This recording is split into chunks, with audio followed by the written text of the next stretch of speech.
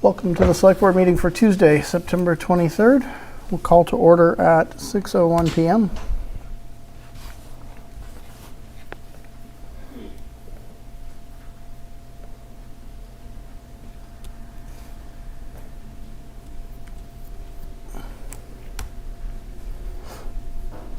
I don't know if I confirmed with you the order. They were in the packet tonight. Yes. Emily first? You're starting with Emily. Okay, great. And 6 and 7? Correct.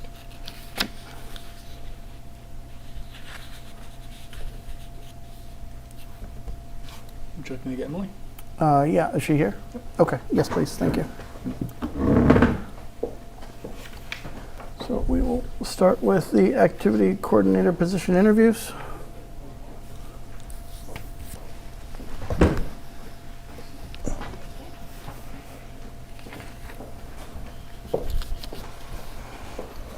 Welcome. Thanks. Hello.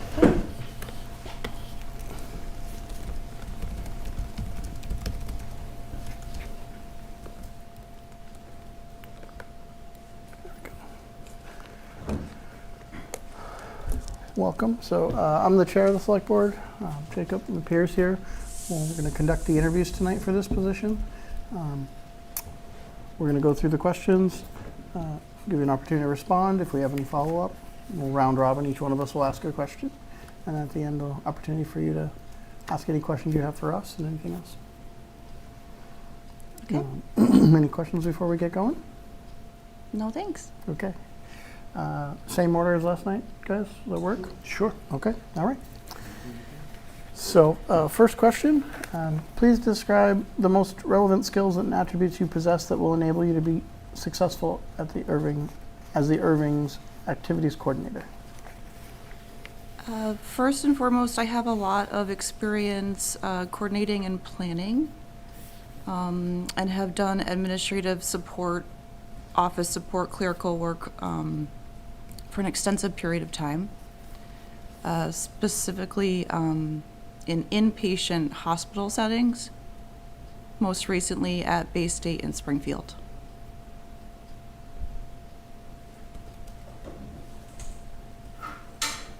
So a lot of fine detail clerical work, and then specifically in the behavioral health field.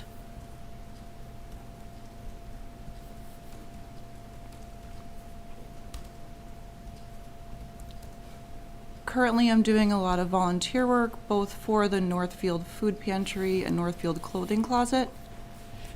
Those are volunteer jobs that I've taken on really full-time.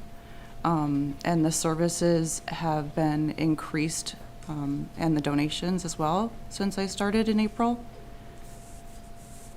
And that work is relevant to this position in that that is a lot of resource work, that is public facing, and that's giving to the community and connecting populations, making them aware of what the services are.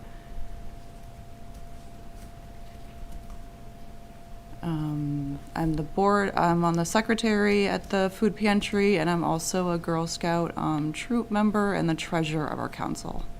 So I guess, to be more succinct, a lot of community work, which I think this job is really important because it's going to help hopefully increase maybe programming or participation, and also be an active part of the Erving Senior Center, and that I'm assuming that whomever is in this coordinator role will be, greeting members that come in and being part of kind of getting to facilitate helping getting people to appointments and those different duties that were listed.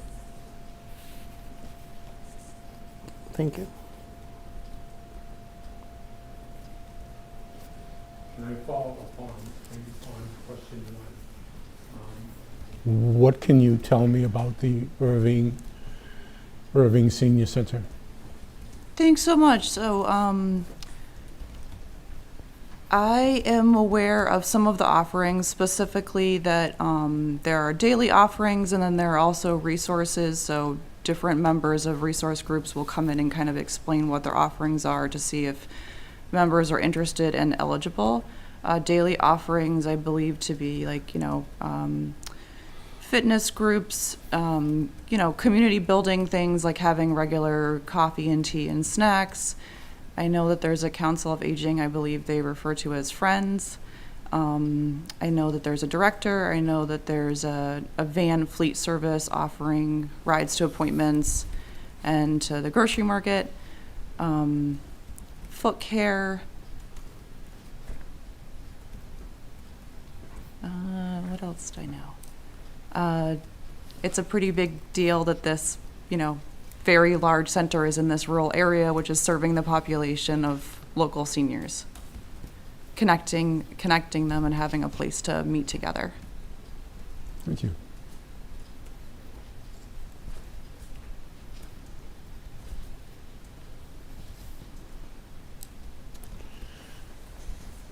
Question 2. How would you ensure smooth coordination between the senior and community center, town departments, and external agencies?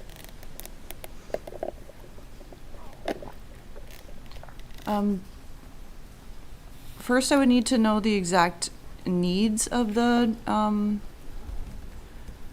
town departments and external agencies, and understand, if I was the coordinator, my role within those. How I kind of my part, and ensure that by a lot of planning, which is a lot of organizing and being very detailed, and kind of being a few steps ahead. Just as simple of keeping accurate notes, being prepared. If I were to meet with the director or council/friends or citizens that come in, kind of understand and note those things to bring to a meeting. So I guess a few different ways. Mostly kind of being the communication hub and making sure that my notes are accurate. So when I'm going to the town department or meeting with the director, that I have the updated information to kind of relay the information. But I assume a lot of computer work would be involved in doing that too, of keeping schedules and. Okay, thank you.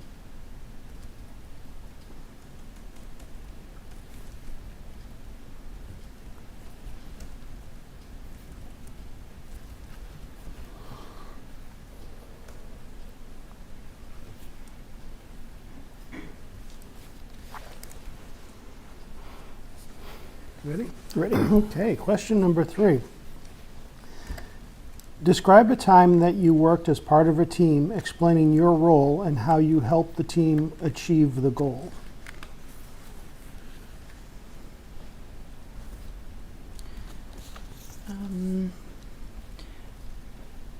There's a few ways at Bay State Springfield. There's an old part of the hospital building, which is on the 6th floor, and it was used for post-COVID patients, and it was no longer used, and we took it over.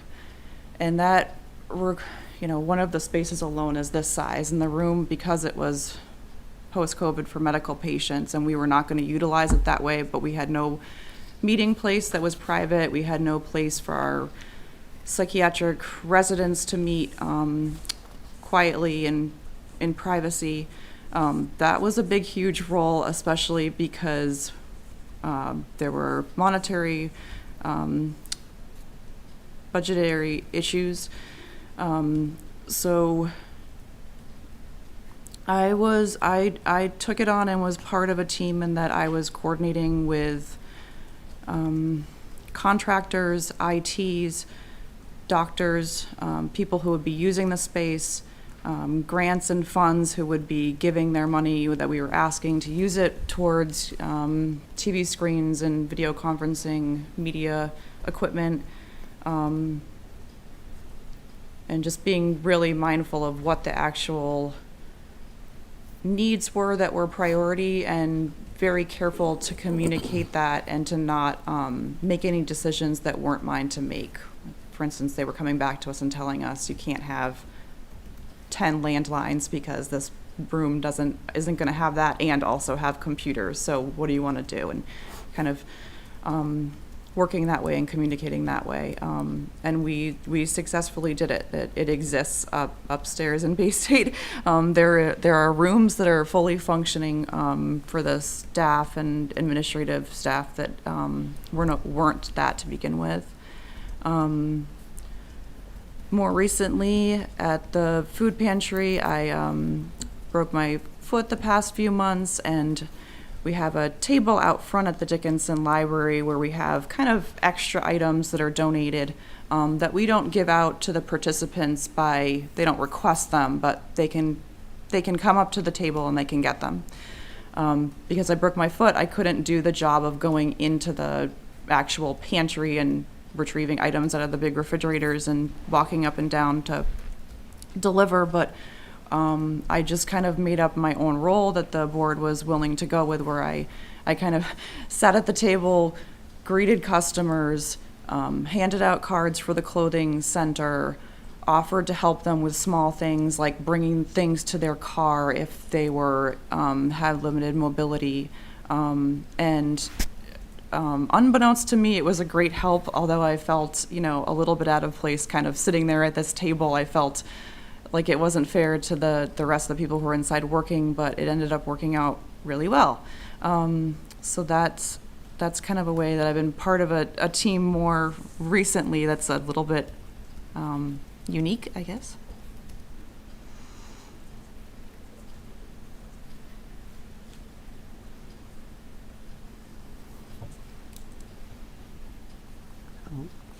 Just a quick follow-up. And you're saying in this role, and you felt it was being unfair to the other people on your team.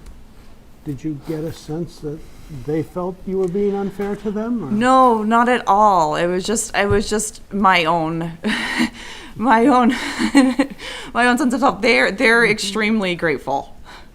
Extremely grateful. They felt like I kind of just came into this volunteer job and are just this is fantastic having someone sit here, especially because a large quantity of the donations that they're currently getting are frozen meat from the new Aldi's in Greenfield.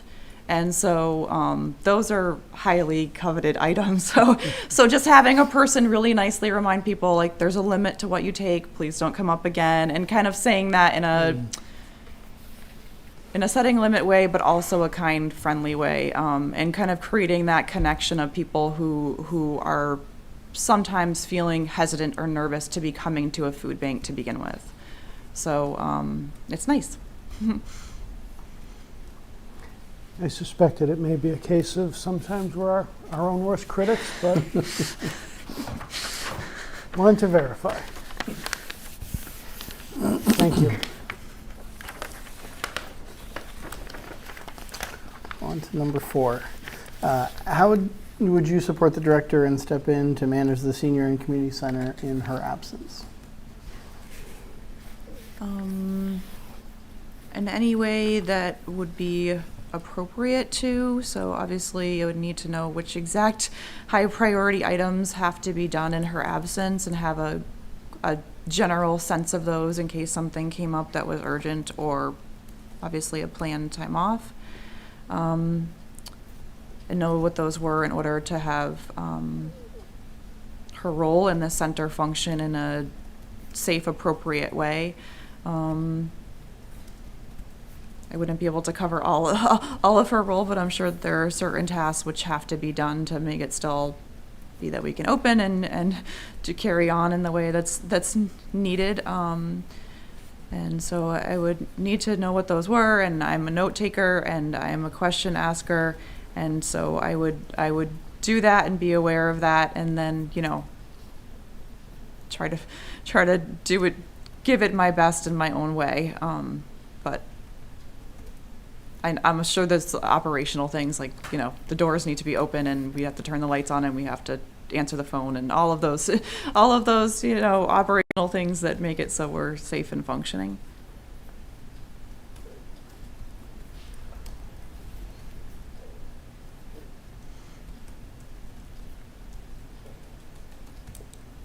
and who to call if there's, chain of command as far as who to call if there's extenuating circumstances, things like that.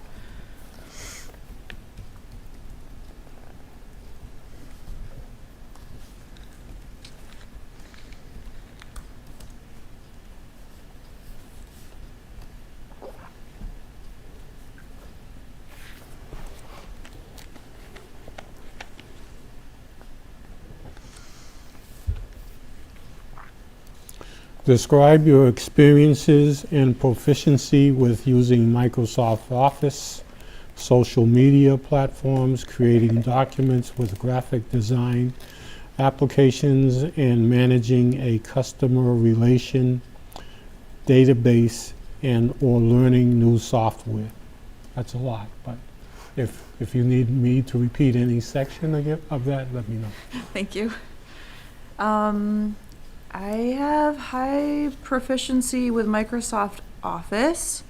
4 hours of my last position at Bay State was with the UMass Medical School, and specifically I was the coordinator for the medical students, the psychiatry medical students. So in that role and in my job being an executive assistant to the director and to the chair, I regularly used different applications. I would create, graphs, media marketing tools that are like large bulletins. I also did the academic appointments, so when a provider is appointed with, let's say, being a professor, there's a lot of referee letters, so I was the person who was editing all those, making sure they were in some kind of appropriate required way.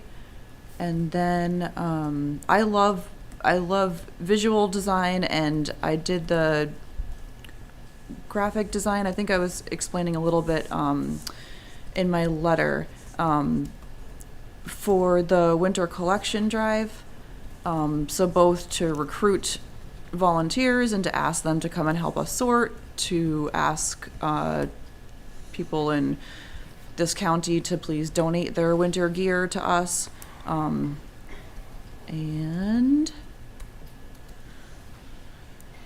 I also did the coordination for the hospital grand rounds for our department.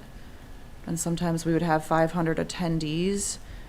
So I would, coordinate with a presenter who could have been in another part of the country and making sure that their presentation was in some way that was easy to follow for the attendees so that we could get approved continuing education units, and creating the flyers to get other hospital departments to attend.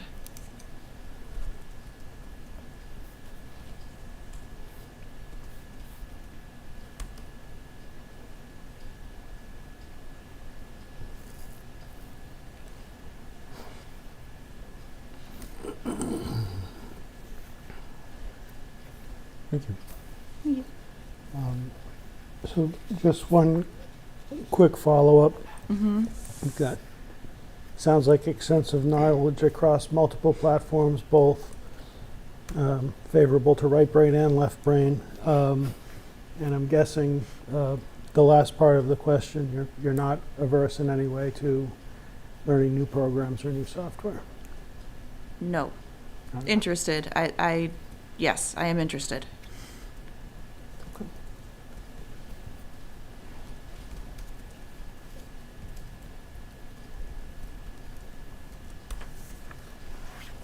I guess, sorry, if I can add one thing, I was doing the grade reporting for the medical students. And that required extensive amounts of very fine detailed work, where I was inputting them into an Excel document that I made. I was gathering the grades. I was essentially asking doctors to please remember to grade and evaluate the students. And then, very carefully and discreetly, having a lot of information about the medical students' grades. And, yeah, confidentially handling that.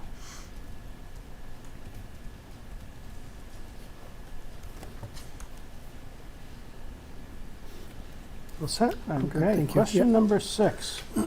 Scenario. Participation in the meals program has dropped off. What steps would you take to identify the issues and to address them?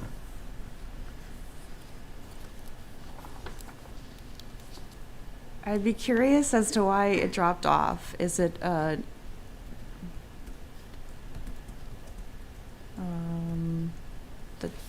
is it the time? Is it the lack of transportation? Is there, I guess I would try to problem solve and understand by starting thinking if there's specific issues into why it's dropped off. And then I don't know the exact proper channels of how we kind of identify issues nor address them, but just doing my best here, I'll say, I'm sure it's not just a problem that's going to be immediately solved. It would be a short and then long-term continuation to keep participation up, especially because meals are things that we need everyone to have access to and have something that they are able to eat.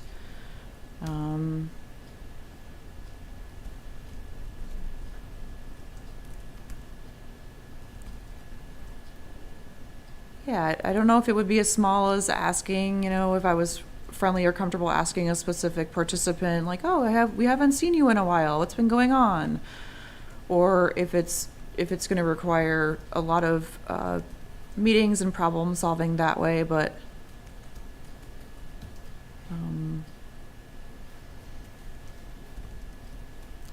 I guess the steps would be, if it was appropriate, meeting with the different entities and whomever is involved in the meal programming, including the seniors who receive the recipients. Then kind of putting an outline together and meeting with the director and whomever else is appropriate to see how we can kind of problem solve it together and make some suggestions if I have them.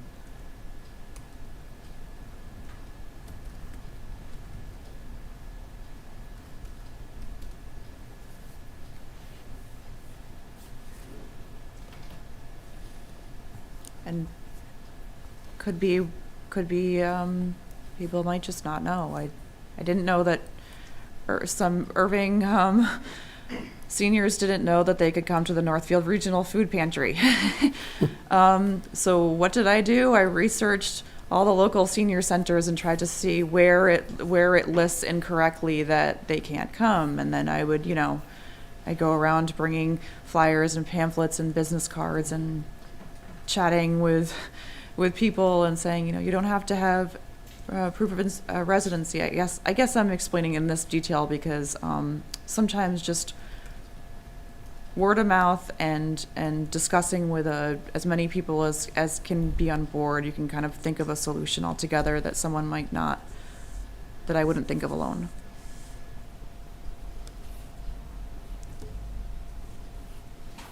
Oftentimes it can be a misunderstanding, or even if you think the communication is really clear, maybe it needs to be done differently.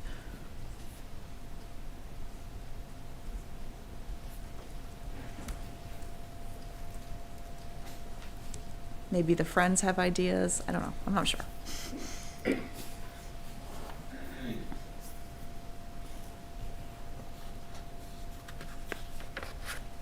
I'm a solution-based problem solver, so I'll be thinking about that into tomorrow. But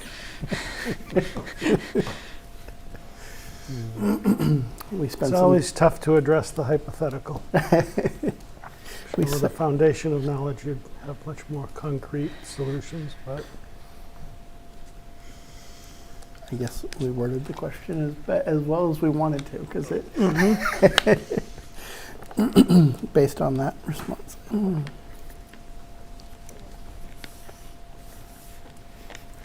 Any follow-ups? Good. I'm good, thank you. On to 7. How do you handle difficult or dissatisfied participants while maintaining a welcoming environment?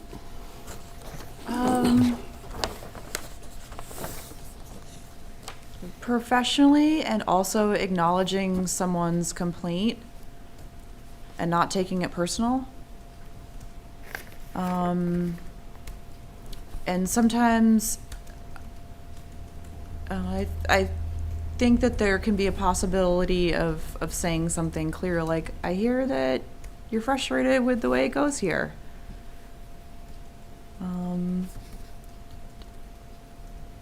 Have you thought about, would you write down that complaint for me? I'm not sure if there's a complaint process that is more formal here, but so this comes up a lot. And especially at the food pantry when I'm sitting out at the table with the highly coveted, like, organic chicken and beef briskets and stuff from Aldi's, you know, because there's a line full of cars, and so if people come up several times and they're only supposed to come up once, customers who are waiting in their car are watching them come up. And it's unfair, right? And they think that I'm not aware, so then they're airing their upset complaints to me. And so it's important to acknowledge someone's complaint and also kind of keep the mood light, especially depending on the situation, but to hear it and sometimes even maybe just be quiet and smile and nod is more appropriate than if it seems like it's going to get more.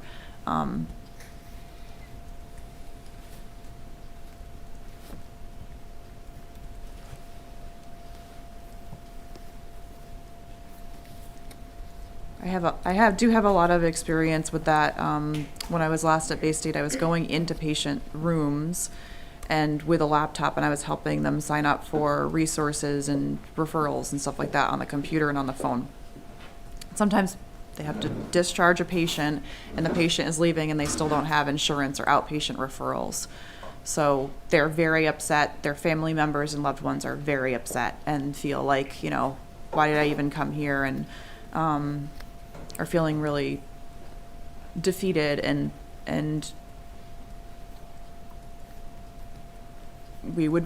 I would follow up, and I would call them and I would say, we're not putting it on hold of what your referrals and resources are. We're still going to follow up and make those things happen. As long as you sign this paperwork and you've approved it, we can get you insurance, and we would. So I'm fairly comfortable sitting with dissatisfied or difficult, upset situations.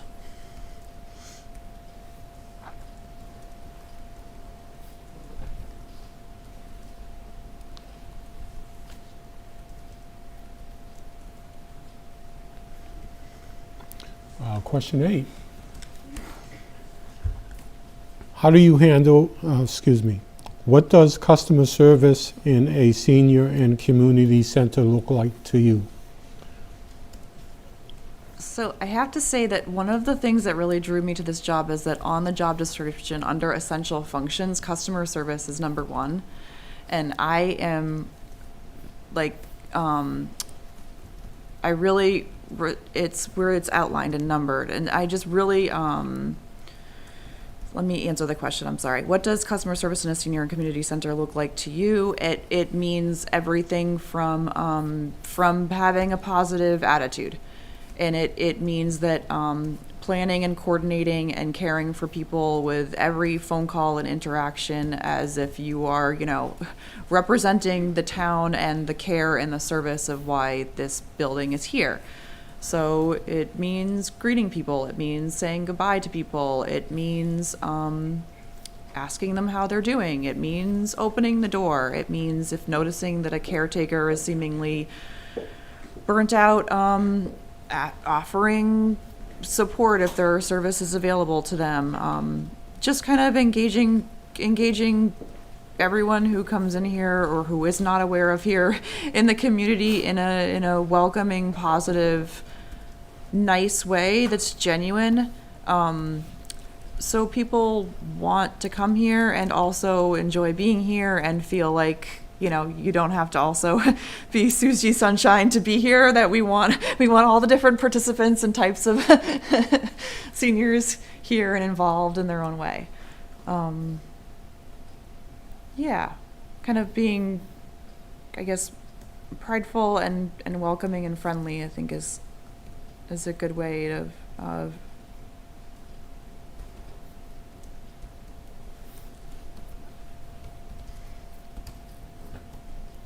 providing customer service.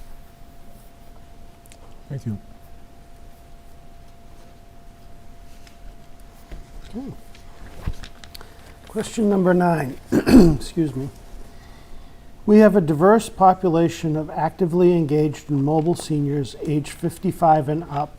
How would you go about engaging in and attracting this population?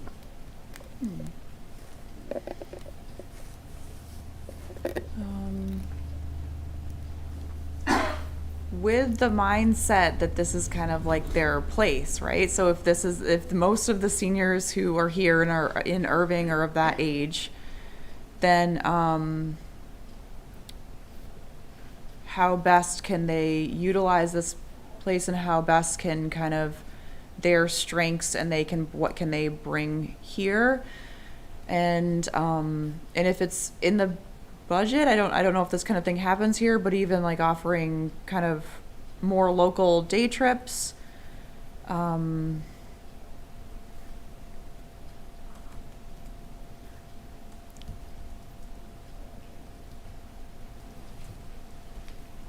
Currently, probably surprising to me, the most of the volunteers, both at the food pantry and at the clothing closet right now, are 55 to 73, I think, which is impressive. So it kind of means that age group to me wants to give to this community, so that kind of gets my mind thinking, like, I'm assuming that might be similar here.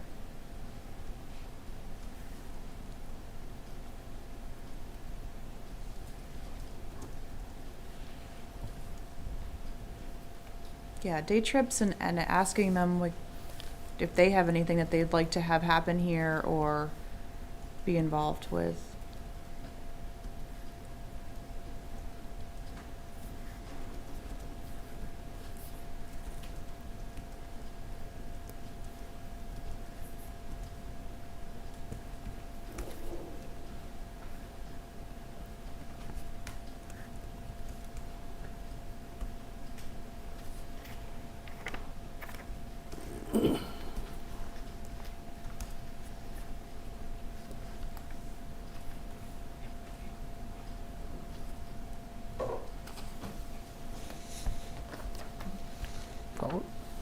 Thank you. Okay. And last question is, do you have any questions for the board that we can answer, or do you have any additional information regarding your candidacy that you'd like to share with us that you don't believe we've covered already? Thanks. I think it's been well covered. I guess if I could ask one question, and it's not a small one, if you had the ideal person in this job, right? So there's like my dense resume, and you've gotten to meet me now, some of you a couple of times. But short term, like if the ball was dropped and it rolled, and the coordinator you want to pick up, like what immediately are you hoping, and that what kind of long-term successful can you see this coordinator role like really effectively kind of doing? Outstanding question. That is a good question. Do you want to take the lead on it? Do you want me Answer? to? I'll take if you want to. Okay, so you brought in an environment that's challenging in this interview, obviously. You've shown great interest in the job and trying to put your best foot forward. And the questions, so you're reaching to answer hypothetically. Uh, So in a real world, what it would, I think it would look like is some of the attributes you've mentioned, and you said, you referenced, if appropriate. One thing you characterized that is one of the assets we'd be looking at is somebody who's inquisitive and asks a lot of questions and has a desire to learn and take knowledge. We've got a director who was promoted from your role who is now wearing both hats and successfully, but it's challenging. So maybe the first question would be, how can I help? And you said you like to organize and you like to make lists, so maybe the first place would be a conversation with the director to identify the most urgent needs, what that role is. Then to start to understand the culture of the center, the different types of players. We said, again, age 55 and up. We have folks who come in who are very active and they'll participate in a program, and then maybe they're off to the food pantry to volunteer because they're pretty robust. We have other people who might, on the other side of things, be either shut in or less ambulatory that would need to be identified. And not only the individuals identified, but the type of services that could be provided. Anything in between. So that's short, and then medium, and then long-term goals would be to use that understanding of the community, of the center, of the town, and assess the programs we have and either how they can be improved or how other opportunities or programs could be offered that would enhance the services that the center offers. I think not a ton to add. I think, starting out, assessing what is needed from the director, and to continue to ensure continuity with the activities that are in progress, that need to continue, that are expected, and need to be offered. That's the upfront. And then getting that assessment of what does the variety of age groups and seniors, et cetera, who come here look for. Mm-hmm. What works with the activities that exist now? What is missing, or what would they like to see? What would attract those who aren't coming now? Within the community, the greater community, even outside the town, who are not attending, and are there things that we could offer that would bring them in. And that's more as you get into probably mid. And then long term also, how do we broaden that to all of the town's populations, Mm-hmm. not just the seniors, and bring in some of the community side of it, and what other offerings, maybe different times, different types of activities, et cetera, could, with the right, vendors, services, funding, whatever that may be, and support from the director and from the town, could we offer to make that even more inclusive? Anything to add?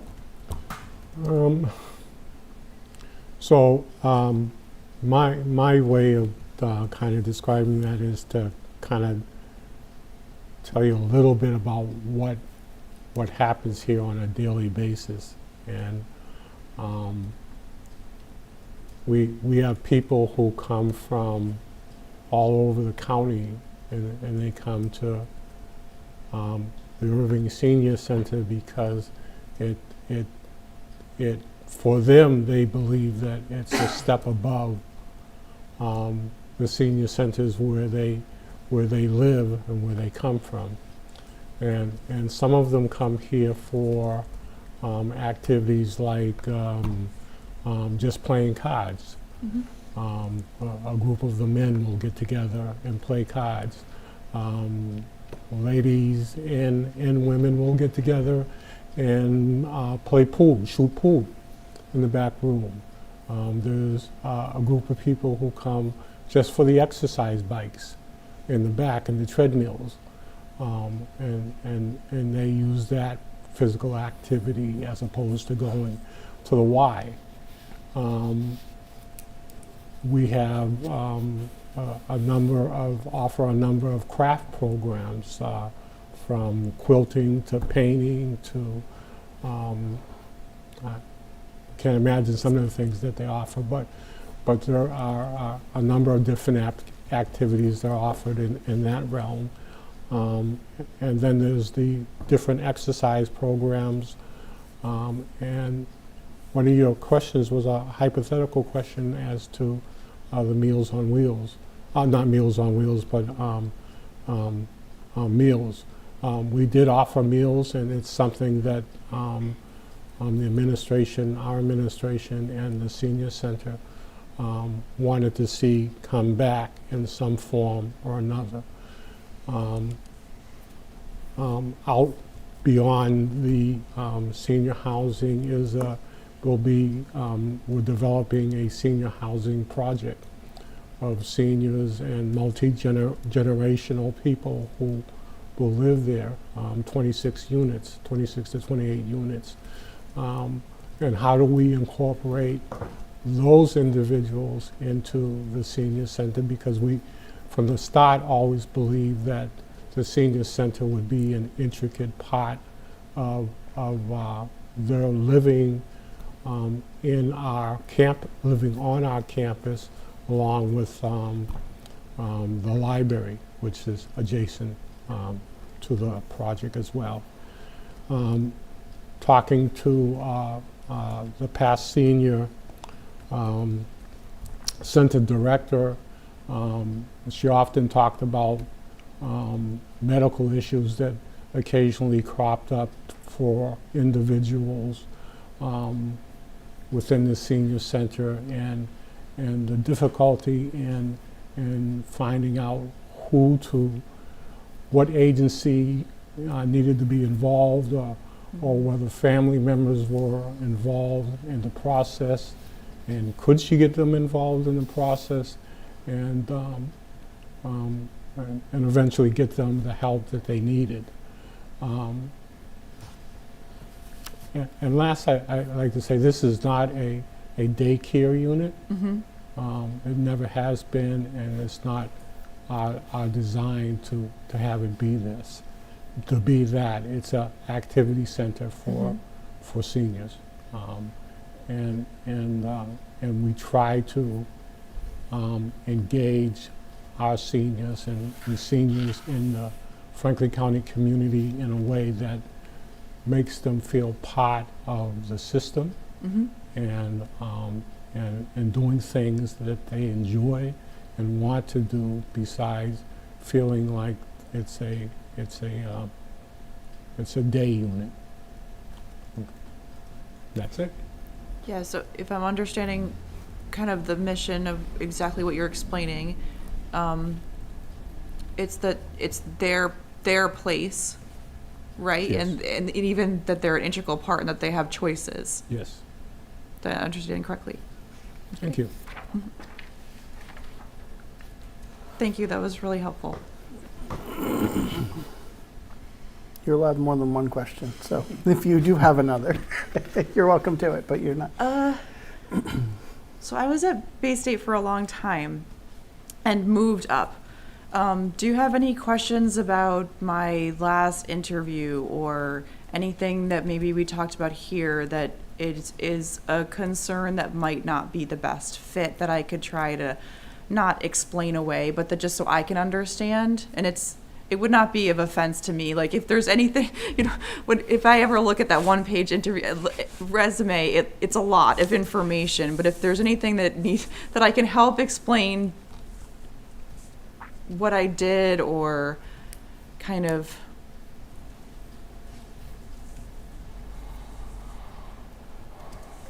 So I guess I'll start by saying that um,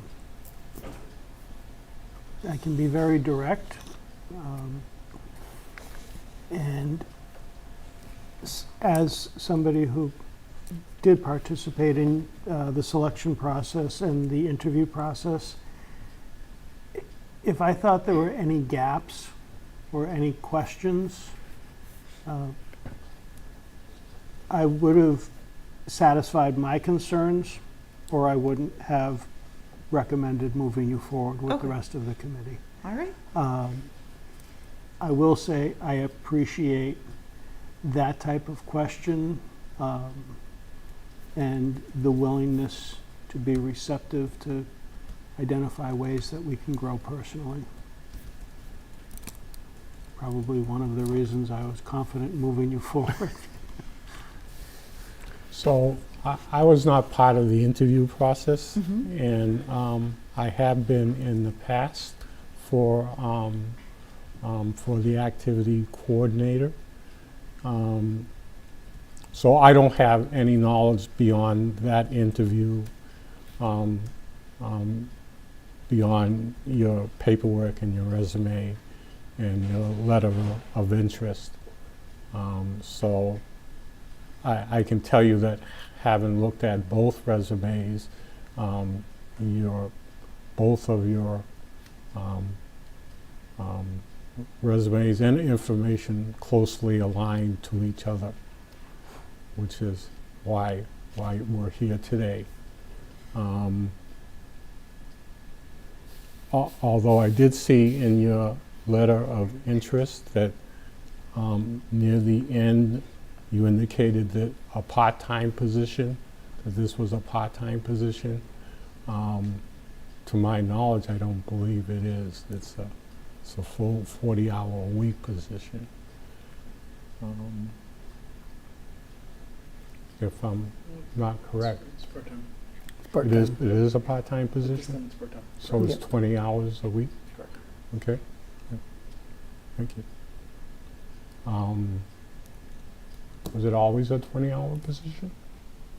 I actually think it's increased over the years, but I know we've talked Okay. off and on about what could it be in the future, but Yeah. I don't think we haven't, it hasn't been more than it is now before, in the past.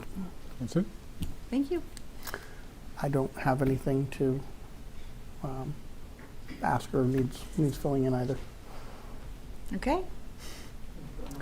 Thank you very much. Thank you for your time. Thank you. Thank you as you. well. Have a good night. You too. Thank you.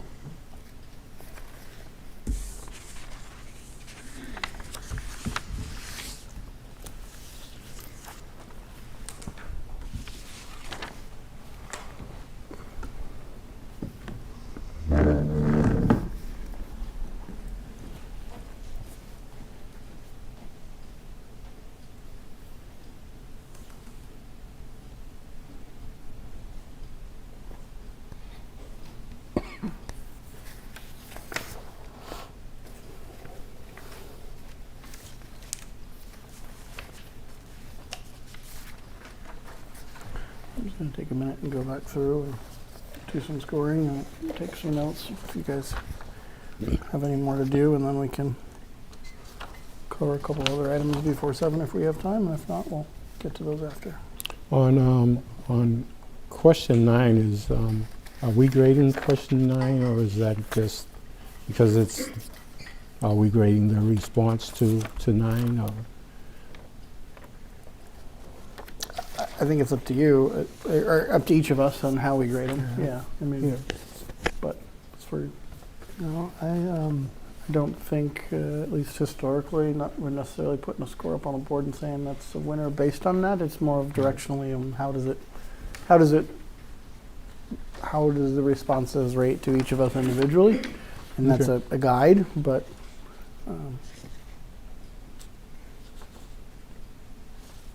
at least for me, and I think, and often the score is a factor, but it isn't the only factor, right? So Mhm. however you feel it does or doesn't Okay. apply.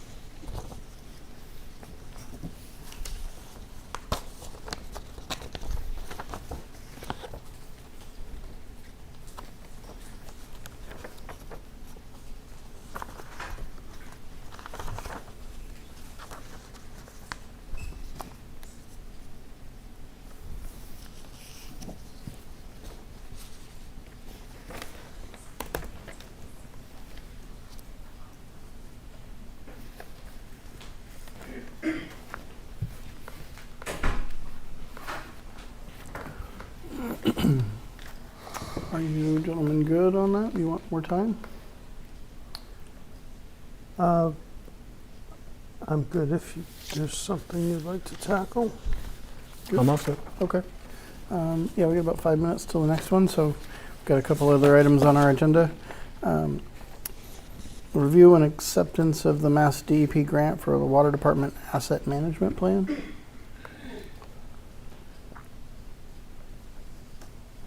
So we had talked about this in the past, brought matching fund request to town meeting, and got that. And now we've officially did get the award. And so this is just reviewing, obviously Ty and Bun has the proposal in there as well, which is the second part relative to this. But Separate project. did I mix them up? Yep. Or So the asset AMP, they're management both plan- AMP, aren't they? The asset management plan is very similar to what you did with the wastewater department about 2 years ago. Yeah. So this is, you're creating an inventory of all your vertical and horizontal Oh. assets. I do believe you will engage time bond for that work, but we're not at that point right now, so we're just filing at this point. And that, once confirmed, once all the documents are fine, and we've given a notice to proceed, then you can talk about if you would like to formally engage time bond to do the work on your behalf. Gotcha. I was. So maybe to recap that, just in case it didn't come through. The AMP grant, the acceptance, this is authorization for us to take the acceptance and go ahead with the grant. That's correct. And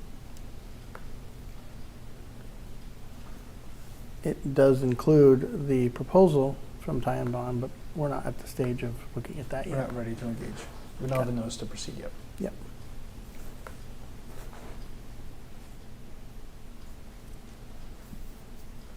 So you have it in there for us, but not for review For tonight. context, Yep, correct. Yep.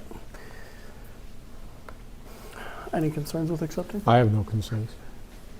No. We've got the capacity for the local contribution as well as the in-kind. I believe that my understanding is we do. I just want to confirm.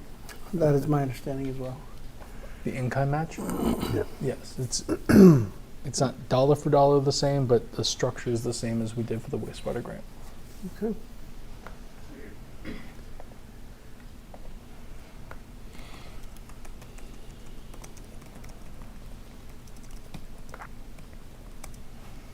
Make a motion to accept the 2025 financial assistance for a drinking water asset management project in the amount of $70,476 and authorize Brian Smith, town administrator, to execute all necessary documents. I will second that. All in favor? Aye. Aye. Can I? Do you need more? Yeah. The next page in your packet was it's basically a resolution. It's a authority to file resolution. Do you need that? Us to actually, That's what they want. okay.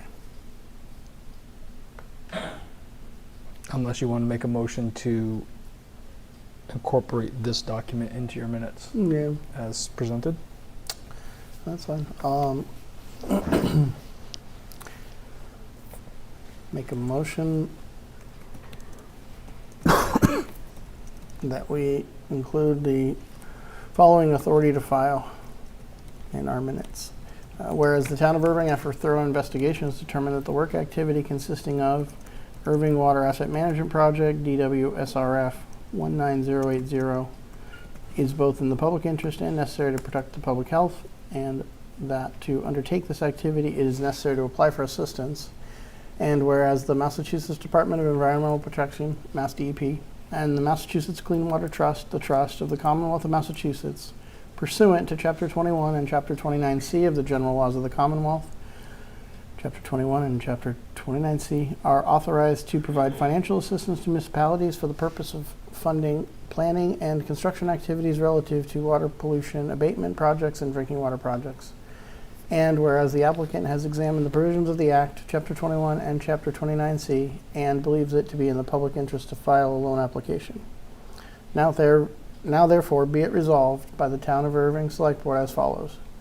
1, that the town administrator is hereby authorized on behalf of the applicant to file applications and execute agreements for the grant and/or loan assistance, as well as furnishing such information, data, and documents pertaining to the applicant for a grant or loans as may be required, and otherwise to act as the authorized representative of the applicant in connection with this application.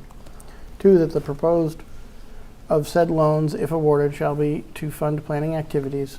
3, that if said award is made, the applicant agrees to pay those costs which constitute the required applicant's share of the project cost. Is there a second? I will second that motion. Any questions? Paraphrased, it will be as written in the record. Yes. Thank you. All those in favor? Aye. Aye. I will file that tomorrow. Thank you. Thank you for that. You are welcome. We'll come back to the last item after. Okay. Let's go back. Here we have Catherine next. Don't know if she is here. Okay. Would you? We'll go ahead and return to interviews if you would get Catherine, please.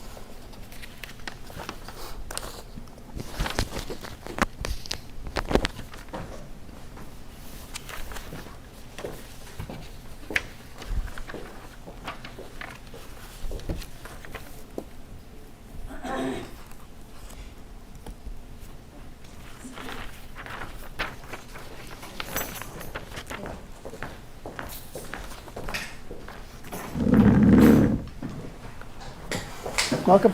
Hi. Thank you for having me.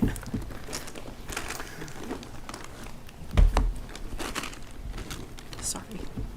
No, you're fine. So I'm the chair of the board, and my peers and I will go through the interview process with you tonight. We have a copy of the questions in front of you on the table there. I'll ask the first question, and then we'll go around the table here, give you an opportunity to respond to each question. We may have a follow-up, and then we'll continue on. At the end, we'll give an opportunity for any questions you may have for us. Okay. All right. Any questions before we get started? Nope. Okay. Welcome. So first question, please describe the most relevant skills and attributes you possess that will enable you to be successful as Erving's activities coordinator. So the last time that I worked for a company, I was the program coordinator. And so my husband and I were living in Alberta, Canada, which is very far away from here. But I actually interviewed for the secretary position, and they had me be the head management of the area that I was working in, which was Brooks, Alberta, Canada. So what I did there was I coordinated a team of about 15 people. Sometimes there were a little bit more, sometimes there were a little bit less, to provide skills for 13 different individuals with different cognitive issues. So somebody had Down syndrome, somebody had schizophrenia. They were as young as their 20s, as old as 70s. So it was very much across the board. I would work with the larger office, which was about an hour away, and discuss their needs, kind of go about dealing with the services that would be a best fit for them. So that was something that I would do, is I really got to know the population that I was working with and see what I could bring to the table to help those individuals. And I've done that a lot. I've worked in a lot of behavioral health fields. I worked on a psych unit in Pennsylvania. I worked with adolescents in Houston, Texas. I used to work in a group home in Maine, which is where I'm originally from. So I've had a lot of really interesting jobs that have really challenged me in a lot of different ways, but most of it was in the mental health sector. And so it was a very interesting position to kind of lead that group and kind of help those individuals along and see what their needs were, and encourage and kind of coach the people that they were working with. And I was also part of the interview process. I worked with HR. I actually worked a lot with the government of Canada, which was interesting. I had to go to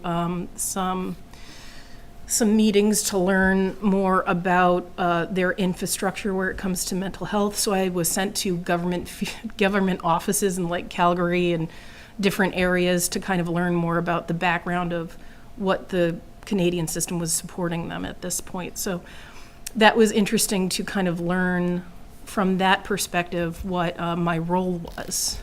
So, but I did a lot of coordination. And another thing that I also did before that is I had to put a lot of groups on. Sometimes we'd have to have a lot of curriculum to keep the kids in the group home kind of on task, or give them opportunities to learn different things.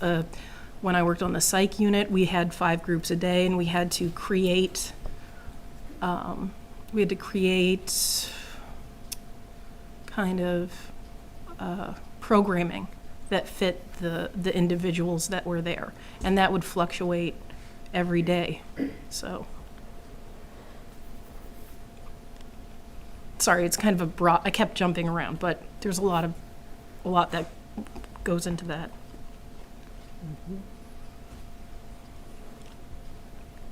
So I can appreciate all of that.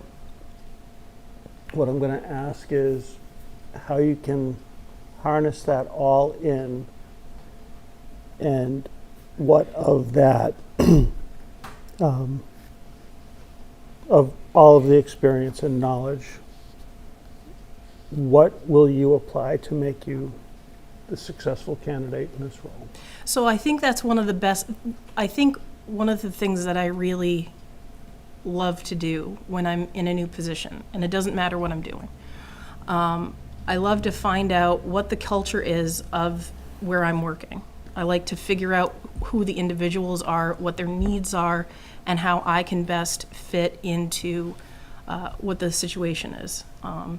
So even, for example, I have my own business right now, and I don't work with people with mental health issues whatsoever, but I love finding out what their vision is and trying to give them the best product as possible.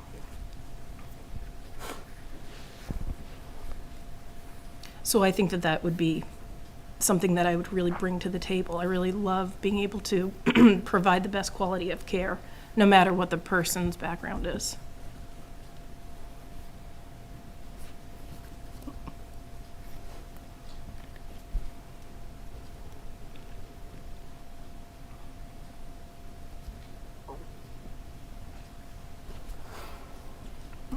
Okay. Further follow-up? I'm good. Good, thank you.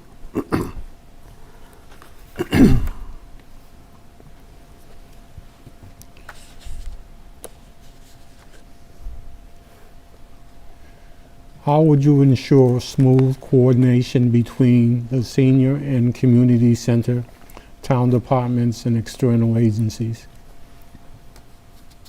I think a lot about the learning about where you fit in. Like I was saying, I think when it comes to these government and external agencies, the town departments, I think about, so I am on the Recreation Commission right now, and a lot of that has been kind of learning the process from the people around me, taking it in and seeing best where I can execute a new idea or a thought, trying to reach out to maybe do something creative in that process. I think a lot of it is just learning, what the process is. understanding what it is, and then figuring out the best way to execute whatever is being asked of me. And I think it's also very important that, to ask a lot of questions in the beginning and all throughout, and to be very open to different thoughts and ideas, and really trying to take in, how all of these different cogs kind of work to make the senior center run and to make these programs run.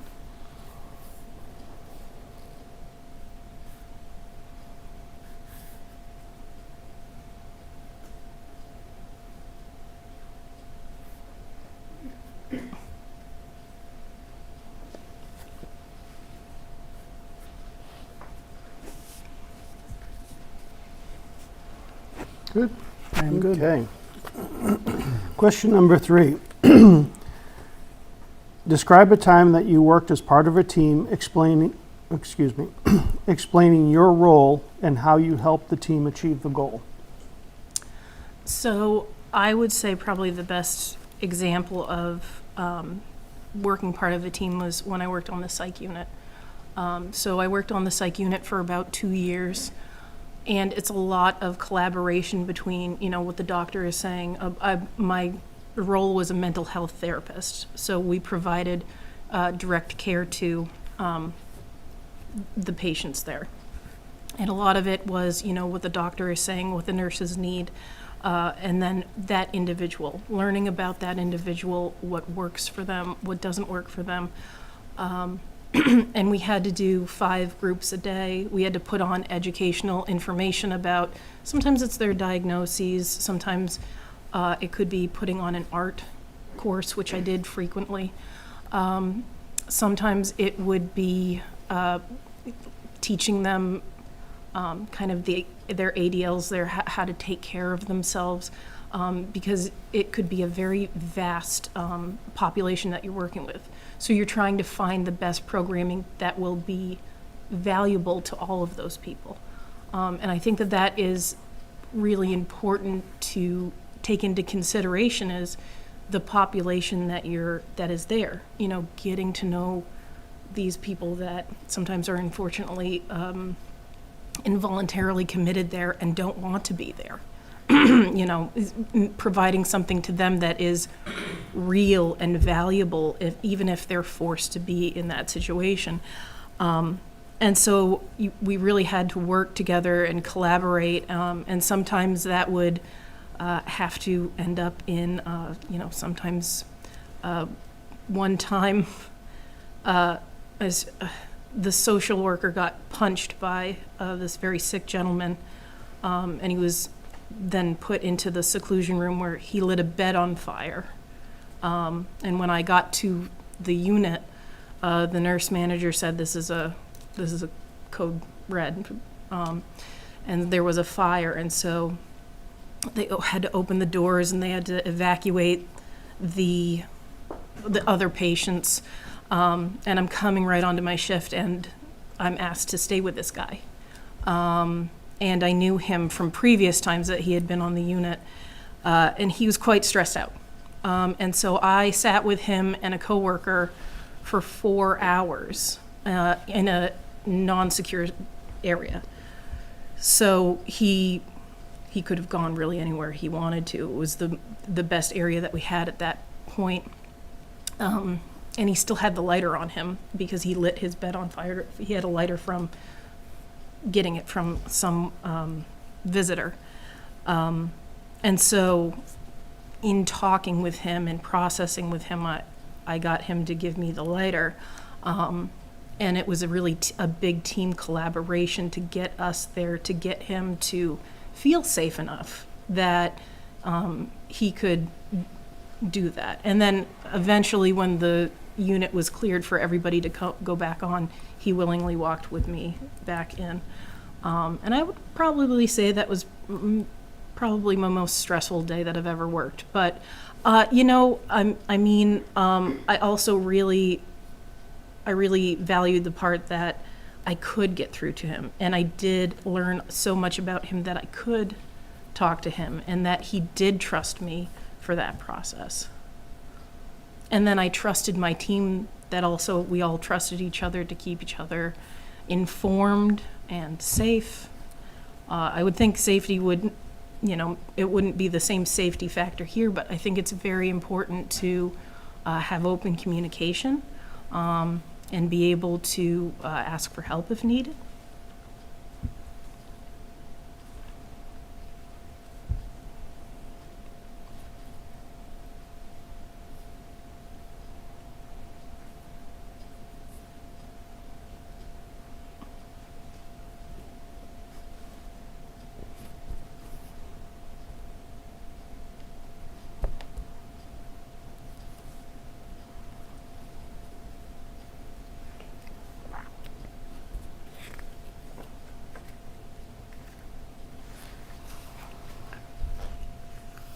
Any Okay. follow-up? Good?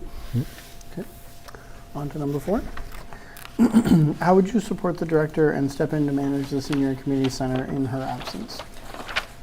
So I think that that would take, initiative from an earlier standpoint of, just the director is going away. I think I would want to sit down and collaborate and ask what is needed of me, what the expectations are of when the director would leave, to make sure and clarify that I'm doing everything that I need to while that person is on vacation. If she's on vacation or if she's just stepping away for a little bit. I think I like to think I'm a team player. I like to think that I really can help and be a dependable source of either information or that I can be there when I'm needed. And I also like to know what the expectations are of me so that I can meet those expectations as best as possible.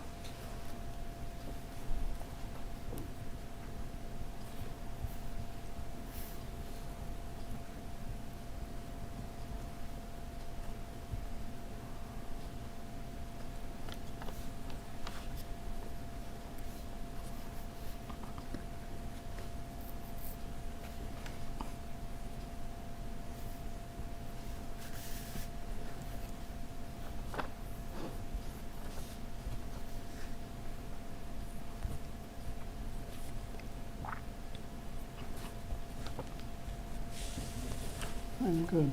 Good? Yes, thank you. Go ahead. Describe your experiences and proficiency with using Microsoft Office, social media platforms, creating documents with graphic design, applications, and managing a customer relation database and/or learning new software. So I'd like to break this down Sure. little by little. So I've used Microsoft Office since I was in high school. I think everybody, a lot. I think it would be hard to not be proficient in something that was encouraged for us to use for a very long time. So I'm very proficient in Microsoft Office. I'm going to smile with the social media question because I have my own business that's built off my social media. I have 160,000 followers on Instagram, and I have 42,000 followers on TikTok. I create reels, so my own personal business that I do at home while my kids are at school is people will send me damaged leather items to clean and dye, and it's like shoes and bags, and it sounds very silly, but it's there's not a lot of people that provide that service. So it was a kind of a hobby during the pandemic, and then I simply couldn't ignore all the requests that I was getting to dye other people's items. So just in the month of August alone, I had 12,000 people go to my Etsy shop to send me requests and talk with me about the things that they want. I've also, I make a lot of reels. I have a reel on Instagram that's at 70 million views. I have several other reels that are around 30 million and down. I have a reel right now that's at 800,000. But it's across the board. It's a very niche thing that I do, but I am pretty good at social media. I think where I would like to apply that to this position is I would like to learn where the community is getting their information from, which platform is most applicable to what their needs are. Because, there's a lot of people that I like TikTok, but it drives me crazy sometimes because it's really not geared at the same way as Instagram is, and that is a more millennial destination for certain age groups. And so I think that would be something that I would look into is what has been the platforms that you guys have been using and where can I kind of go from that? Where could it grow? And, how many of your senior citizens might be going on TikTok? How many are going on Instagram? What is it that the population is looking for the information from whatever social media platform that they are using? Creating documents with graphic design. I used to do that for some of the programs that I worked for. I used to do that especially for the group home that I worked for. I had to create programs on Microsoft Word because I taught an art class every Wednesday to give the teaching class a break. Let's see, graphic design applications, managing a customer. So managing a customer relations database, I get thousands of messages right now. Like I said, I have a Etsy shop. I have to interface a lot with the people that I'm working with. And like I said, I like to learn what their thought is when they're sending me an item, and I like to give them kind of like the reality of how close I can get to whatever they're asking for. So, a lot of times some people, they don't understand the difference between like leather dye and leather paint because it's really specific and it's kind of a weird marketplace to be in. And I try to educate those people about what I'm able to do in the parameters of whatever they're asking for. I'm pretty good at learning new software. Every time that I've taken on a new job, I've had to learn the programming of wherever we're at, especially when I was on the psychiatric unit. It was a very different, very complicated, well, it was a lot more complicated than working on some other areas that I had been before, especially because the state of Pennsylvania was very much looking into all of the paperwork that was going in from all the documentation that we were doing on the psych unit. And one problem that was happening while we were on the psych unit was that when somebody was in seclusion, because we didn't use it all that often, people didn't really know what to write. And so during some downtime where I got to sit with some of the nurses, we kind of went over like, what is the state of Pennsylvania looking for when we're documenting these things? And so I created a guide. And I found out when I left that unit, people would send me pictures of the guide because they used it for years afterwards. And even some of the doctors, while I was there, we had this, unfortunately, we had somebody that was in seclusion a lot, and he was unfortunately on that unit for a long time. And the state of Pennsylvania was looking into his case file, and apparently it was very helpful to have that guide because a lot of people were able to document better and have a clearer image of what was going on. And so I'm a little off topic, but I really like learning about what the documentation is, and if there are problems, I always want to be able to go further and make sure that I'm doing exactly what's asked of me in that regard.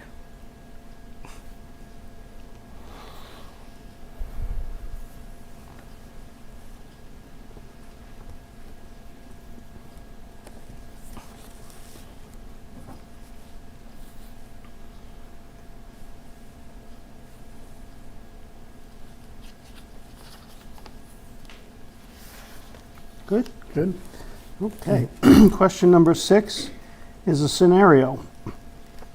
Participation in the meals program has dropped off. What steps would you take to identify the issues and to address them? I think with this question, I would probably start by talking to Dulcie and talking about, like, you know, what was the participation looking like before? Because, you know, like, what exactly, when was that occurring? Like, when was the height? What is it that we're trying to achieve? What, you know, with that program, and try to figure out, with the director or, you know, within the agencies, like, what is keeping this population from receiving their meals? You know, what is keeping them from maybe coming here? What is the issue that is keeping this program from doing well?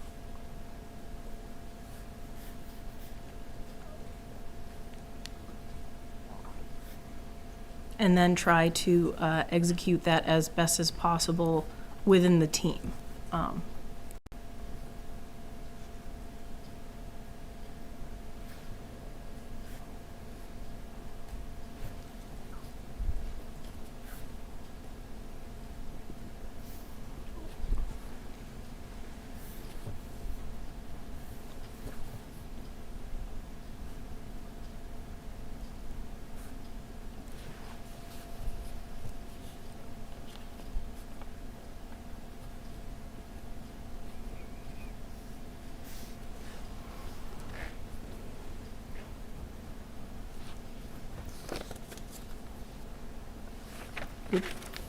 I'm good, thank you. Good. Bill. Yes. Number 7. How do you handle difficult or dissatisfied participants while maintaining a welcoming environment? Well, I think I'd like to particularly say that I do well with that. I mean, working in a lot of mental health fields across a lot of different environments, I've been punched and I've been kicked and I've had things thrown at me, and I've had to break up fights between two people on a psych unit fighting over clothes. Both of them weren't doing so hot. And I think it comes down to there's a need that needs to be met. There's a lot of people, especially if it's an elderly population, or, you know, if it's a vulnerable population, if there's maybe mental health needs, or if there's an underlying diagnosis where they can feel very alone, they can feel like their needs aren't being met. And that's the question that I would first ask is, you know, what was the precipitating event to get somebody to be upset, you know? And I think you really have to not take it personally if somebody gets upset while you're trying to provide a service. I was once holding a group, and we had 3 very sick older women in the group, and they weren't able to do the group to its fullest. I think it was an educational group, and I think we just kind of sat there and we kind of talked about the things that they wanted to discuss. You know, I can sit and I can have a group all day long, but if it doesn't serve the people that I'm creating it for, then it's not worth their time. And I think that would be something that I would look into and want to be able to provide, is that, you know, if somebody's taking their time to come here in the middle of the day to socialize or be with other people, that it really serves the population as best as possible. And I think that means being heard too. I think a lot of people really need to be heard sometimes.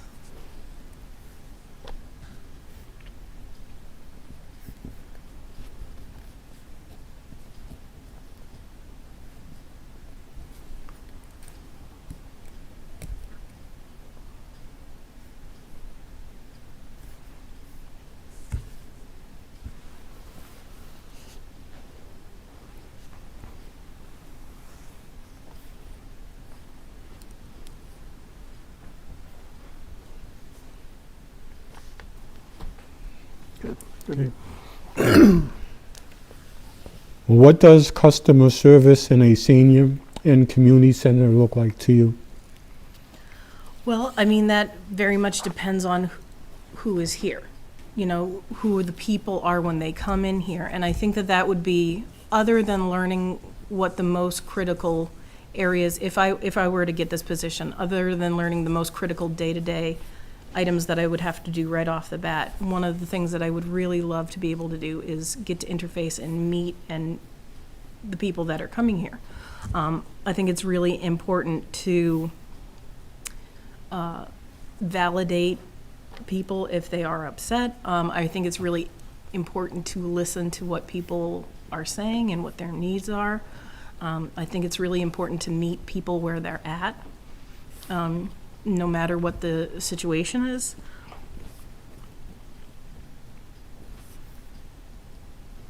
And I think it's really important to be present, and be present even if it's just sitting and waiting, or just kind of being present in saying that you're there. I think that it looks very different for different people about being present. You know, there could be people that love to talk and chat, and there could be people that, you know, are going to need to really meet me over several times to be able to talk to me and get that I really want to provide them with the best care that I can while I'm here, the best service that I can.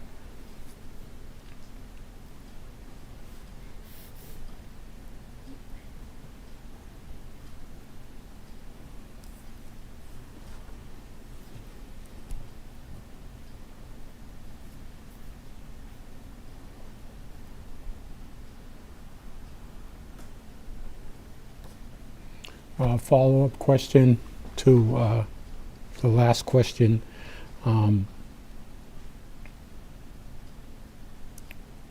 What do you know about the Erving Senior Center and what programs it offers? So I have mostly been here for rec programs. I've come here and I've been here to have my own children be a part of the rec programs, which I think it's so lovely with the, you know, Cookies with Santa. I think a lot of the times when I've come here in that regard, I'd like to learn more about, you know, because it says Erving Senior and Community Center, I'd like to learn more about what that and community center could look like, or what that has looked like in the past. I frequent the library a lot, and I see that it's very bustling and it's very popular over here, and I think it's a really wonderful program that you guys have put on. I love reading about what is available in the daytime to people within the town.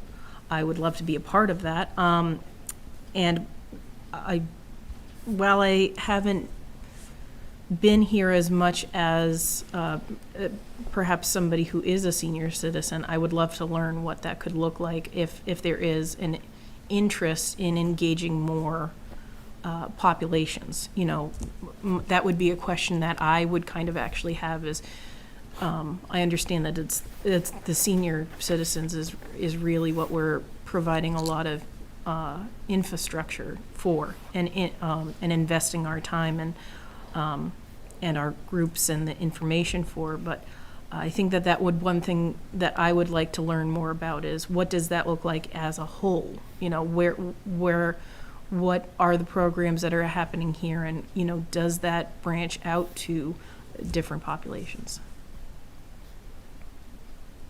Thank you. Follow up to Bill's question and the way you worded it, are you suggesting an interest in cross-generational or multi-generational programming, or are you specifically providing programs to each demographic? So I have my own ideas of what, I think could be some maybe interesting things that could be provided here. And from what I've learned about being a part of this community for quite some time, I would like to come here and learn what the expectations are, and then see like if any of my ideas are feasible. I have a lot of things that I'd love to ask questions about if I get the job. I have a lot of thoughts about different groups, different things that could be offered. But that's within the culture that the community center is. I think it's very it's very important that I come here and I learn the culture of what is being provided to the senior citizens.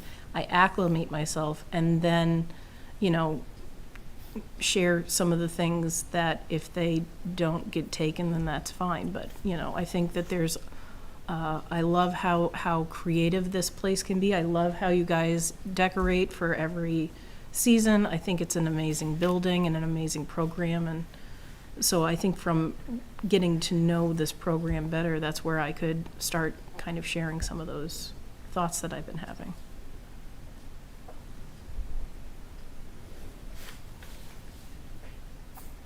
Thank you.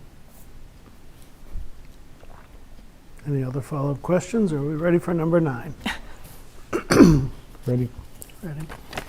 I don't know why I always think of D'Angelo's when I get to the question. You're gonna make me hungry. Okay. We have a diverse population of actively engaged and mobile seniors age 55 and up. How would you go about engaging in and attracting this population? So I think I've kind of repeated this a couple of times, which bear with me. I like I said, I love reading about the programming that is put on here, especially in the around the town. I've always thought it was really amazing that there were day trips and that there are performers that come here every so often, or there are educational things that do happen here, educational programming or crafts. And I think where I would like to go with that is that learning about the people that are coming here, especially if you have kind of regulars, if you have the same certain people coming here all the time, you know, how are they feeling like the services here are? You know, is there something that might be nice if there's kind of like, you know, what is working versus what can we improve upon, and to be very mindful of, like I said, I would come in here to learn what is already working and just be able to share my thoughts and my ideas and the creative process of perhaps different programming or, you know, whatever that might be. I think the other thing about engaging the population is, you know, how are they being reached? You know, is Facebook working for them? Is the around the town the part that they're really coming and getting their information out of? Or, you know, how are they getting the information about what is being offered here at the center?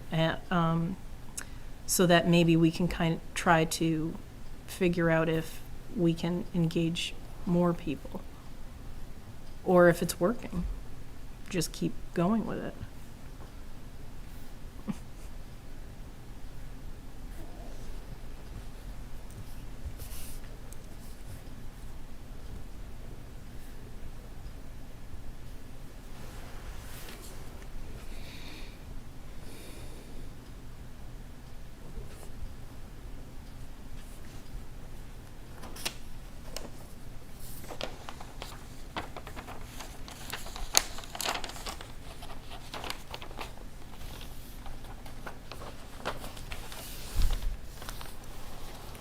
So last question, do you have any questions that the board can answer for you, or So I do. Sorry. So one question that I had in this role, I understand that it leads the sorry, I just blanked. I know that there's a lot of volunteers that I would be coordinating with. A question that I have is, with the programming that is going on, would there be room for me to be leading some of the programming that's going on, leading some of maybe the creativity for the groups, or, you know, that function, like.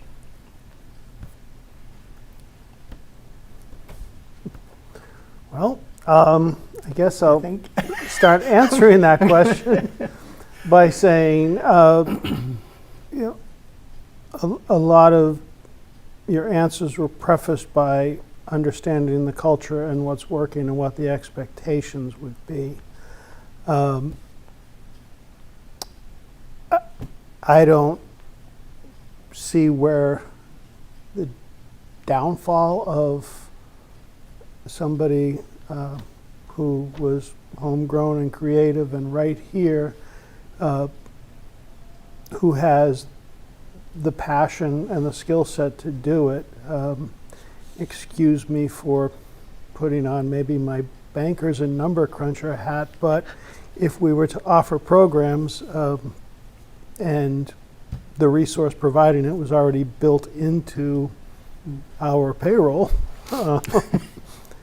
doesn't seem like it would lose. But I guess what I would ultimately say, and I'll yield to the chair, but is there somebody in the room that might be better able to answer that, I'm sir? sorry. No, it's okay. I've been trying No, no, to you're fine. picture, so in rereading the job description, I try to picture what that looks like in every day. And that's part of what I've been trying to picture is, you know, is there room, how much room is there for me to be creative with the process? So I'll try to answer that a little bit. The position requires that the activity coordinator also works under the director. Right. So a lot of what's happening is cross-happening. I mean, you're hopefully having a discussion as to what programming is being offered and how it's being offered, and I would think that in that process there would be an opportunity if you had a skill set or something related to programming that you could bring to the center, and there was an interest by our clientele that they were interested in activity, that you would find a way to make that happen. So I don't see that that's an issue or concern, but it's not directly addressed in any of our. I don't think in any of the documents that we've presented to the clients or to the clientele as far as applying for this position. So I don't know that that totally answers your question, but I think as an administration and as a senior center, and that we have so many different people involved in the center who come from us from all over Franklin County, that there's room for everyone to grow, and that there's room for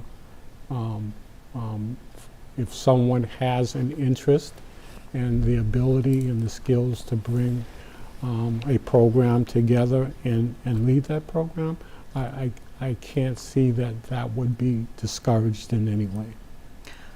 May I talk about what's something that Jim said, because you were staying about within budget. So can I, all right. This is the question that opens it up for you to drive the discussion, so please do. Thank you. So I might laugh, and I don't mean anything mean by it, but when I was working on the psych unit, I had found these huge gallons, like 2-gallon paint bottles, acrylic paint, and I was so overjoyed and so excited and thinking like I could provide some sort of crafty painting session. And when I opened them all up, they were all dried out, except for the white. and we had white paper, and I'm not going to go on a psych unit giving the patients white paper and white paint, because that's not fun for anybody. So what we did have was we had construction paper, and I had about probably like 15 minutes to come up with a group, and I had seen this, and I was like really happy to have all these paints, just to find out that they had all dried out except for white.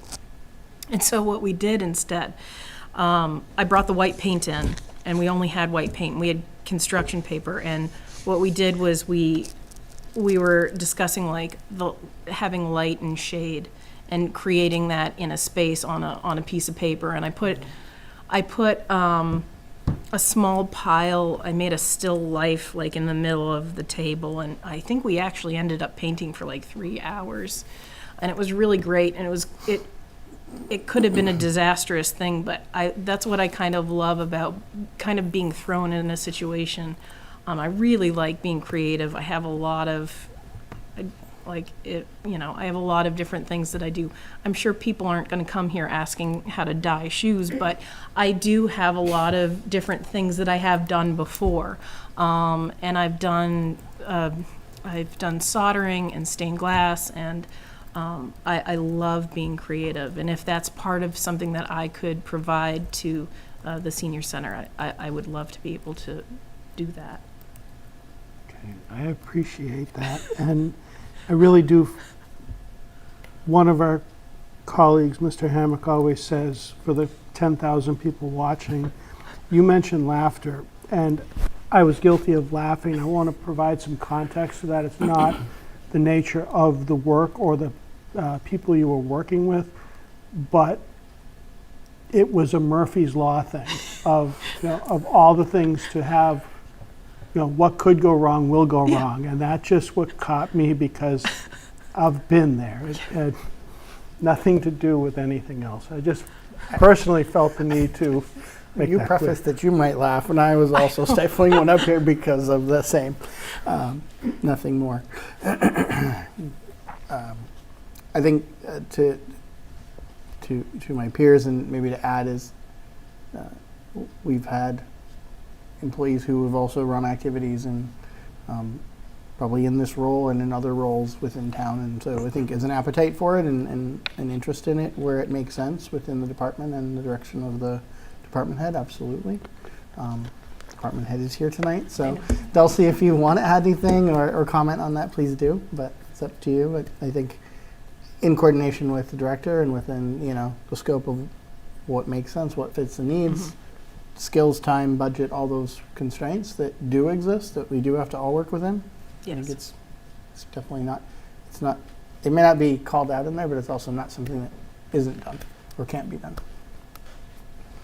I did have a boss that always loved, she when she gave me a meeting for, the yearly performance review, she would always say that she loved that I never asked for anything, because I just used things from around the program. And I just used different things and just figure out, like, what can we make with XYZ today, or, how can we be creative with this one thing. And I would always say that would be kind of some of the brainstorming. I have a lot, like I said, I have a lot of ideas of the things that I think could possibly fit into this position, but it's within the role that is here. Understanding what my role is, understanding within what the director would want of me. Making sure that I'm not I should reiterate, being organized enough with my time so that I'm not wasting the 20 hours and under that I have here, to make sure that I could be doing something that creative if it is desired by the other team, the team that's working here, especially the director.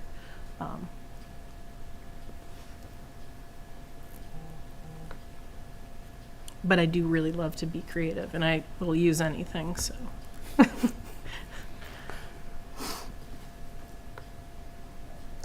Any other questions you have for us? Within the 20 hours that are here, so because it's a part-time position, I had asked the last time that I was here, what that looks like. And, uh, like, would this position be making their own hours within the time that the senior center is open? The the hours, days of the week, the hours of the day would be under the direction of the director. Okay, And what? so that would be just, okay. Yeah, with what the director, and consult with you, I'm sure, or the candidate, whoever is appointed to the position, on what worked for the needs of the center, needs of the director, and, et cetera. Okay. So it doesn't have, the job description doesn't have set hours, what those Right. 20 are within the week. That's determined by the director. Okay. And I would expect they flex sometimes depending on what the activities are, from week to week, month to month, those sort of things. Right. Any other questions?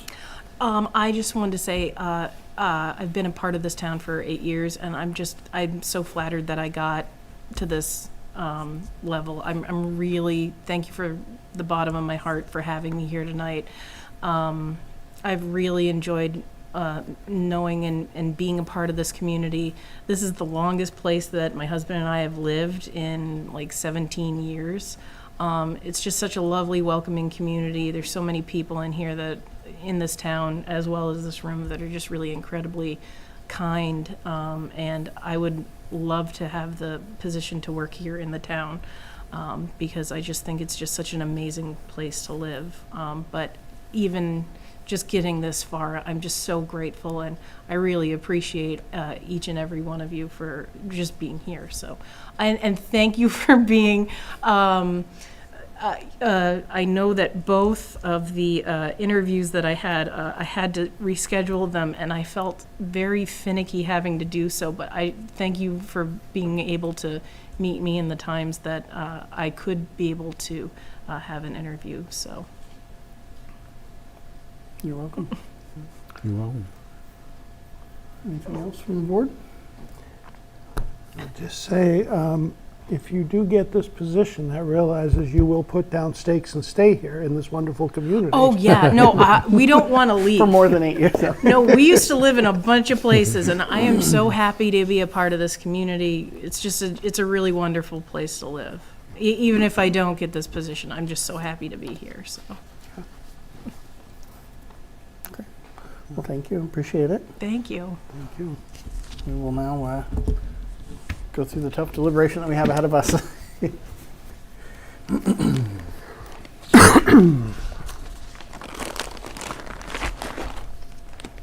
Thank you so much again.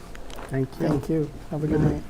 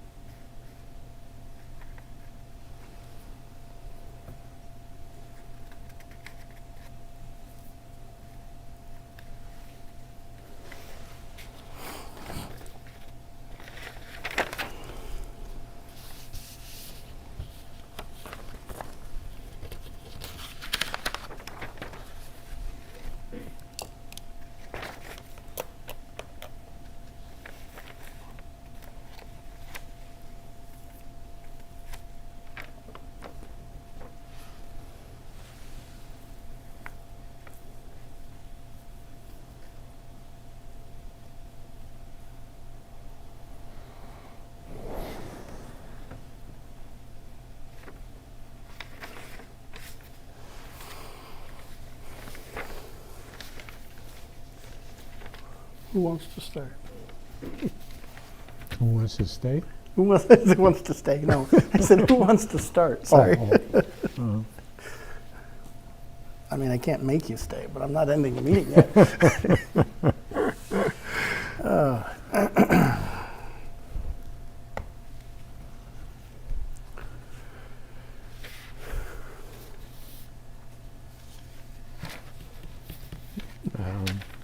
Jim went first the last time, so I guess I'll jump out there. I guess first I'd like to say that I was pleasantly surprised with both candidates. I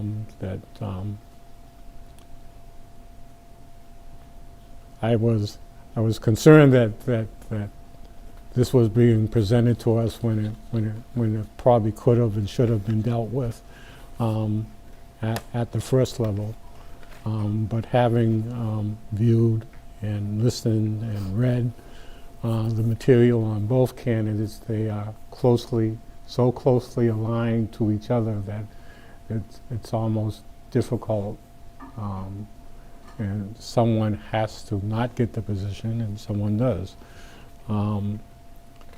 I have to say that I am truly impressed at how many people who live in this small community have so much to offer this community and do offer it in different ways.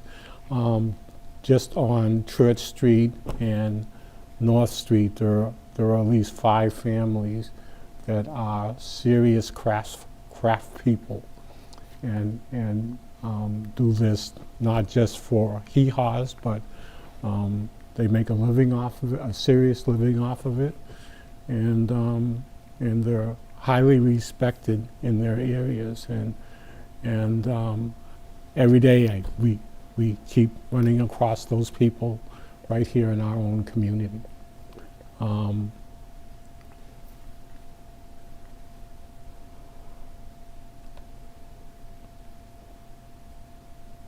I like candidate number 2, and I like her answers. They were in depth. They were precise. They were thought out. And very rarely unanswered. And so my recommendation would be Catherine Gadet.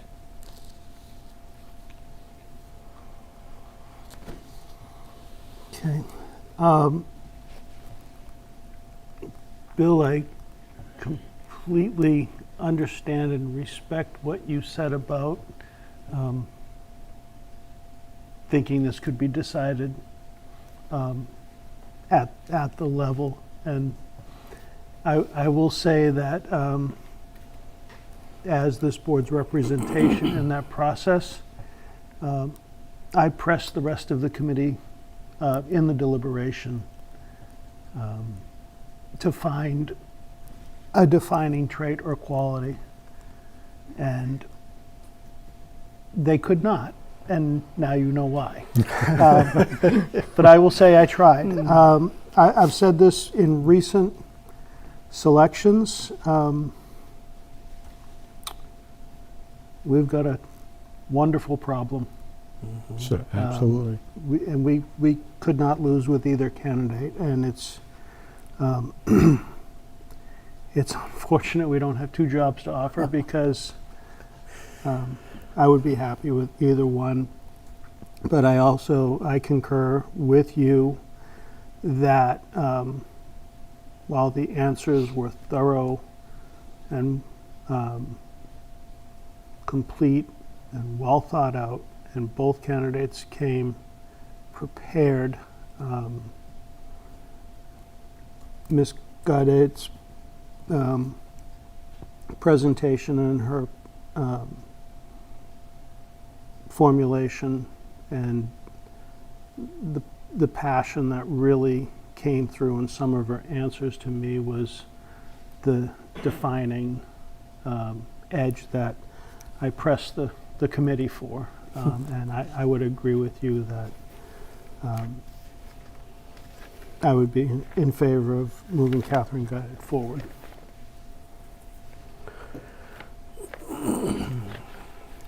Well, I share both your opening sentiment, but maybe in a slightly different way. When I think about us and having screening committees, it's to narrow what is hopefully a large pool of qualified people down to the best, for us to then have the harder decision and the harder process of getting it down to the one. I think they did a great job of putting us there this time, because it was very, very close, and we would be, I think, in a great place with either candidate. And I also think it's good that they were able to do that. I would rather, and I'm glad to see that we have the opportunity to be challenged with really strong talent that we have to then try to discern some small difference that does move the needle there for us. And don't necessarily feel like that is what we tasked the screening committee with, just a different perspective. But I'm glad that's where we are, although it is not a fun seat to sit in. No, At the same time, it's a challenge, and it's a good challenge. Heavy is the head that wears the crown. Good thing we're not kings. That being said, I think they both had really good answers to some of these questions, and really liked how they approached some of the questions that we intentionally said in a way that to try to draw out some, how do you approach problem solving? How do you do those things? And they picked up on those and answered them well. I was impressed by Emily's question back to us. It was a very, very good Nailed question. And there were some impressive answers from both candidates. That one really stuck out to me. And then with Catherine, there is some moments where that passion that you saw, I saw as well. The interest and the enthusiasm, and kind of touching on some notes about what could be, and what could be imagined and where we can go from where we are now moving forward, I think is the next chapter of the center, and also touches on some things that the board over the years has contemplated on how do we get that next chapter and that next step forward. And I think those just kind of, for me, ring just slightly stronger and a little more aligned with what we were hoping to do with the center in the future. And I think it will help empower the director to have the support and the staff to do that. So I'm aligned with both of you. Tough decision, but I think it is the best choice. Very hard decision. Very. But are you ready for a motion, I sir? am, unless there's other deliberation from either. Yeah, I didn't see a motion package, and I'm not sure of the senior center's need for a starting date, so. As soon as possible. Something or sooner. Yesterday? Yesterday. Now? Okay. So, Did you- need a little time to Of course. get a couple things done, but it's possible. An even break on the payroll cycle would be October 20th. That gives 4 weeks, but you could always do that date or sooner Or if we're sooner. able to get everything done ahead of time. Of course. If that works for you and the candidate. Okay. okay. That being said, I will make a motion to appoint Catherine Gaudet as the activities coordinator, part-time and benefited at a starting pay rate of grade D, step 1, at $27.80 per hour for a regularly scheduled 20 hours per week, with a 1-year probationary period pending a pre-employment medical screening and a query check, with a start date on or before October 20th, 2025. Second. All those in favor? Aye. Thank you, John. It was a road getting there, but I'm excited. I'm excited with what you have ahead. All right, Okay, we'll get that all moving tomorrow. sounds great. I believe we have one more item of business to cover tonight. That's it. Review and approval of professional engineering services proposal from Ty and Bond, not for the ant plan. For the SCADA system Yes, upgrade. yes, please. I have no concerns.